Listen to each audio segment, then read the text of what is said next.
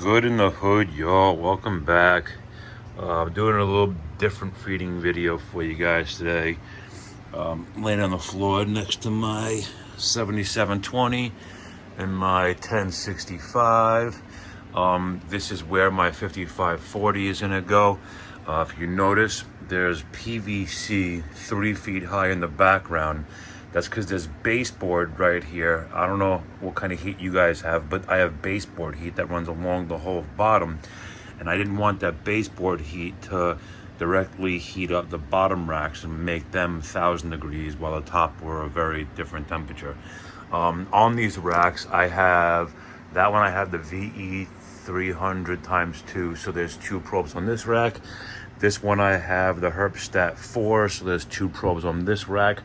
I'm thinking about doing 3 on this rack, well, 3 on every rack. That's what I'm thinking about doing.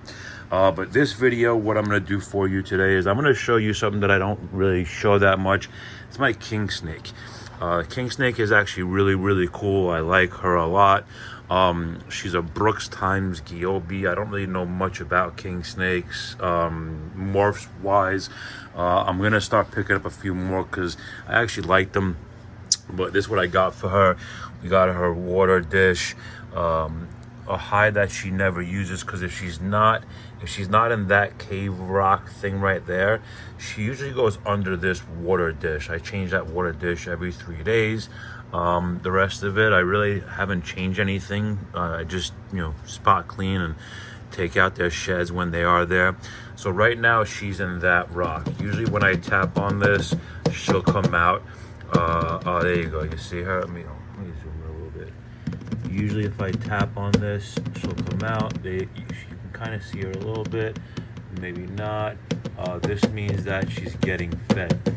Now I'm gonna do it in stages. First, you gotta lock these things because these snakes can actually get out very easily, which is not something that I want to have to deal with. So we're going to shut this light off, because in order for me to get a really good feeding video for you, and by the way, this is what I'm feeding. It's just a little tiny mouse.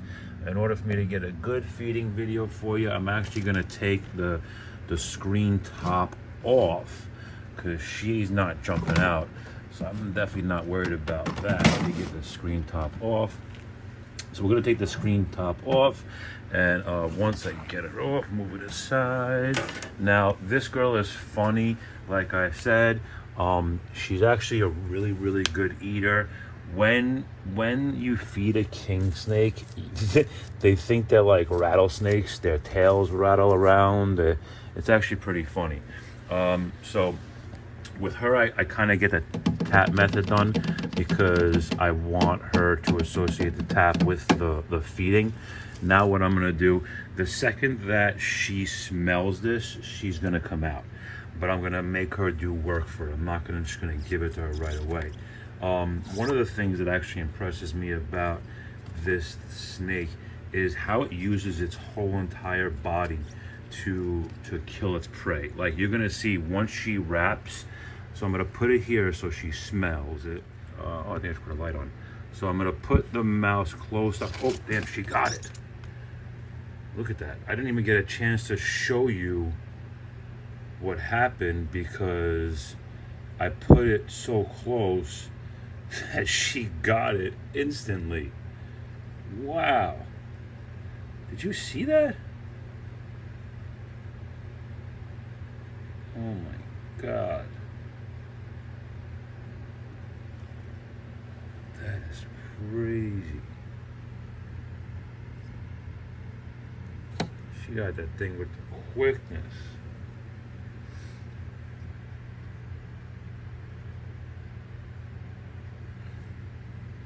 Yo, that was bananas how fast she actually took that thing down.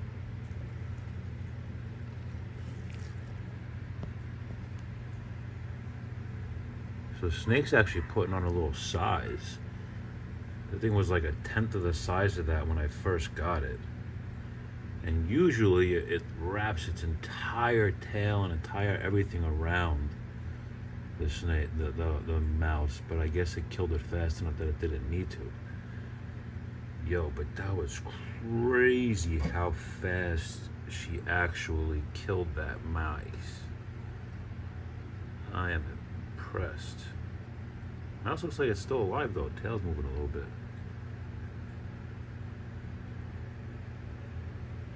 That is my Brooks times Giobi, Giobi, king snake. Now, let me see if I can not piss her off, but if she gets mad, like if I threaten her meal right now, there you go. You see a tail? Look at the tail, how it goes. So if I threaten her, or if she thinks that I'm trying to take her meal, or if she's getting super excited, that tail goes. I think it's pretty funny. Yeah, awesome. But yeah, so this is my milk snake. I'm sorry, king snake. I'm gonna pick up probably another maybe 2 or 3 of them. The reason why is these specific tanks I have and all the decor you see inside, I have 2 or 3 of them. Actually, I have like 10 of them, and the reason is because my ball python started off in those. The real reason why I have these king snake is because some of the snakes that I'm breeding are snakes that could potentially have issues when breeding. Like a lot of my super cinnamons, my urban camos, they can have snakes born with kinks, and just unfortunately bad situations. It's not like I'm breeding a spider to a spider, but like I said, certain ones do have the possibility of bad things going on. The reason why I have these king snakes is because they also eat other snakes. So just like I breed rodents, so this way that I could feed my snakes, I own snakes that eat snakes. So when I'm breeding snakes for my enjoyment that happens to have a bad snake come out of it, 1, 2, 3, 4, 5, whatever it is, I have the proper animal to go ahead and feed it. So this way it's not a waste. I'm not doing something that's gonna hurt anybody. I'm not doing something that's gonna, basically I'm just helping the circle of life. I have an animal to eat an animal. I breed an animal and I have an animal to eat that animal. So I know we don't like thinking about our ball pythons getting eaten, but as a breeder, you do have to think about, what's going to happen with your snakes once you actually hatch them. You're going to have to think about what's going to happen with the ones that are messed up. You're gonna you have a blind snake because there was an error in the incubation. You're gonna give it away to somebody, or you're gonna take care of yourself. If you have a snake with severe kinks, so you're gonna cull it. If you have snakes that are born dead, there's just a bunch of things that you have to think about and know as a snake breeder. And as a breeder, some snakes are gonna grow, are not gonna live. And like I said, this first king snake I have here, although she's kind of small, she's gonna be one that I have specifically for eating snakes that I hatch that are unfortunately not gonna live, not viable. But yeah, so I don't know, just look a little bit at her setup. She got the rock hide. I got some moss in there. I got repti chip, nice water bowl. She literally never uses that hide. There's a little section right, it's right there that she goes under the water dish and hangs out over there. But yeah, so that's my king snake girl. One of my subscribers asked to post a video of her. He also asked me to post a video of my dogs, talking about them. I mean, I gotta be honest, I don't have family. My dogs are my family that I've created. They're very personal to me. So I don't really want to share them with you guys unless it's something that you guys really want to see. So comment below if you want to see a video of my dogs. I got 4 pit bulls, 2 Yorkies, and a Shih Tzu Yorkie mix. Look, I'm getting too close. You see a tail? But if you want to see more videos on other stuff other than ball pythons, I'll be more than happy to do it for you guys. I just kind of need to know what you want.